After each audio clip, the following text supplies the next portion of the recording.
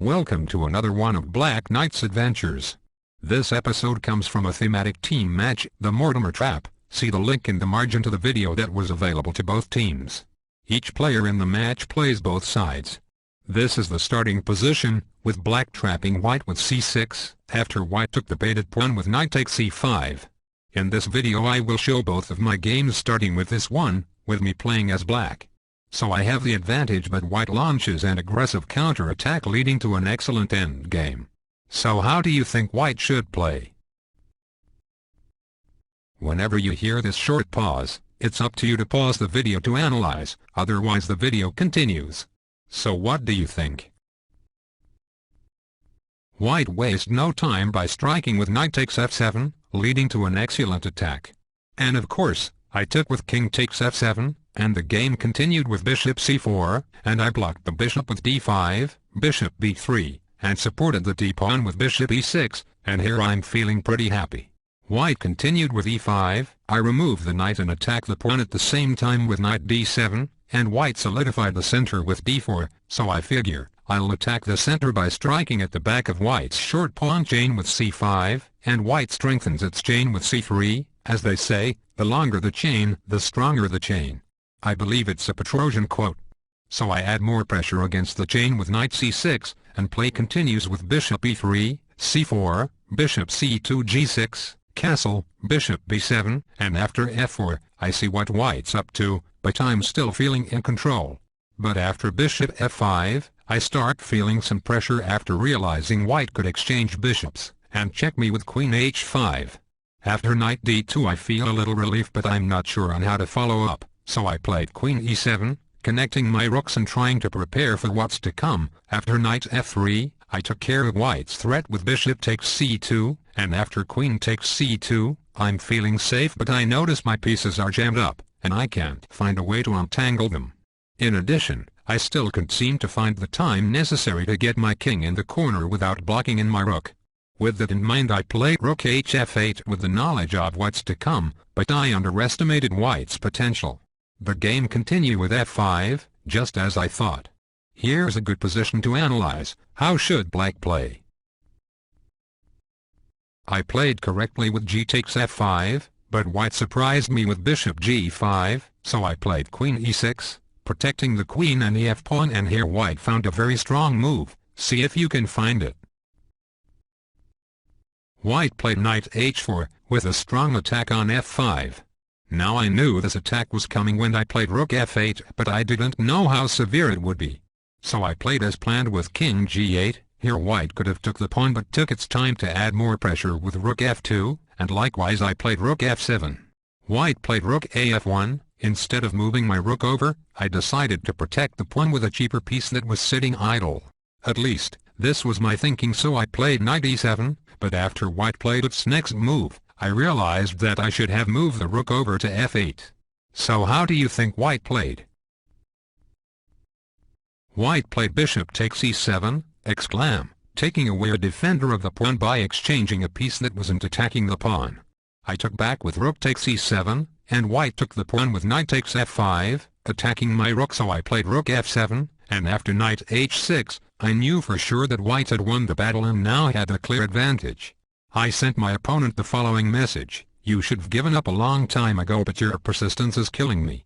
But I'm not dead yet, and I'm certainly not going anywhere." And my opponent's reply was, "That's funny," and here I thought I was winning the whole time. So the game continued with bishop takes h6, of course, rook takes f7, and white took the rook. So how should black defend? When I took the knight, my plan was to exchange the queen for the two rooks, but then I noticed queen takes h7, winning my bishop. I also considered rook f8, but I didn't like it because I wanted to avoid exchanging my pieces. I played knight f8, like they say, with the knight on f8, there is no mate. Here white went pawn grabbing with rook takes b7, giving me time to play bishop e3, to get the bishop away from being forked with rook f6. After king h1, how do you think black should play? I started feeling better after I found knight d7, cutting off white's rook from the main theater of action.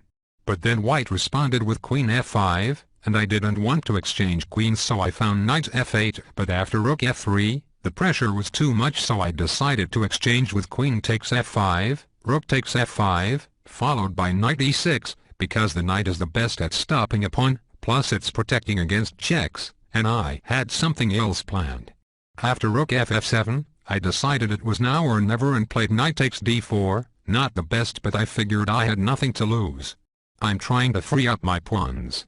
I considered rook f8, but I wasn't ready to give up my rook. In the endgame, a rook and pass pawn is always a sure bet versus a bishop and knight. So I decided to keep the rook on the board. The game continued with rook g7, king h8, rook takes h7, king g8, rook bg7, king f8, rook d7, king g8, of course, to protect against mate. I knew that white couldn't mate me as long as I kept my rook on the back rank and my king in the corner to guard against the backdoor mate. And play continued as planned with c takes d4, bishop takes d4, and after rook he7, I played bishop takes b2, and I knew I had good chances with the bishop covering the promotion square and providing safety for the pawn on c3. I figured this bishop and pawn combo was worth the rook. I figured the only problem now was the e-pawn. I knew that I could hold the position if I could get the e-pawn. Black took the pawn with rook takes d5, and after I played rook c8, getting the rook behind the pawn, I was thinking I could win this. White attacked the bishop with rook d2, and I was happy to play c3, completing the first part of the mission. After rook c2, I figured now it's down to the rook endgame, my strength, and time to focus on the e-pawn with rook d8, threatening mate with the plan of checking the king to get my rook behind the e-pawn. However, after g3, I noticed something different, so how do you think black should continue? I noticed that I could possibly queen the pawn by exchanging rooks with rook d2. But I then noticed that white could easily stop the promotion with rook d7.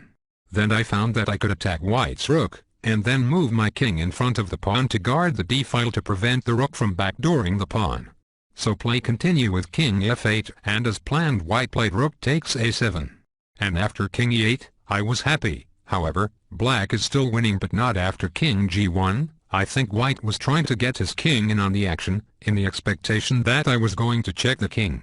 However, I played as planned with rook d2. Now white's back is against the wall, so how should white play?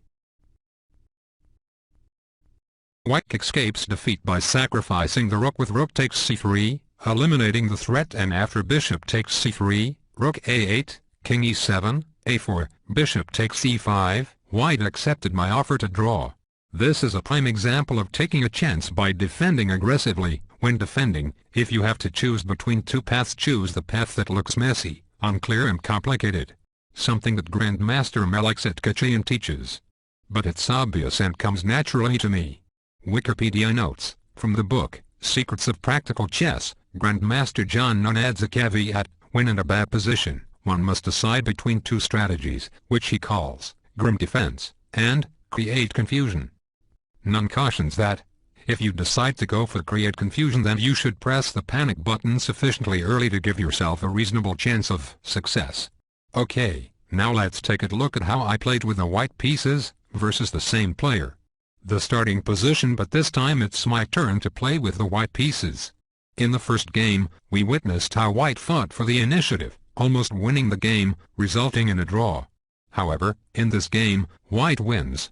Here white played knight c4, guarding the a5 square and threatening mate, as recommended in the video that was available to both teams. See the link to the video in the margin. White responded with d6, a fine move.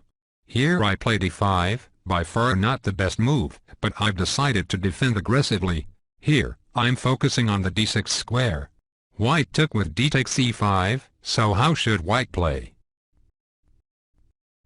The computer recommends bishop a4, but then comes b4, forking the bishop and knight. I also consider knight takes e5, but I couldn't find a plan after capturing the pawn. I still had my focus on the d6 square and played knight c3. The plan was after c takes b5, to double up on the d6 square by taking the back with knight takes b5. Again, it's not the best way to defend, but you have to admit it's aggressive. Plus I knew I was in a losing position from the start, so I figured, why not? Right? However, much to my surprise, black played queen c7, so how do you think white should play? Bishop a4, equalizes, but I didn't see the continuation after b5, forking the bishop and knight. Instead, I stuck to my plan by focusing on the d6 square, so I played a normal defensive move, but really I was setting a trap that black fell for. After I castle, black played c takes b5, taking the bait, and after knight takes b5, I had the advantage. How should black play? It's obvious that black needs to move its queen, right? But where to? Definitely not queen d7, as played by black, because what move does white have? Remember the target, the d6 square, but with what knight?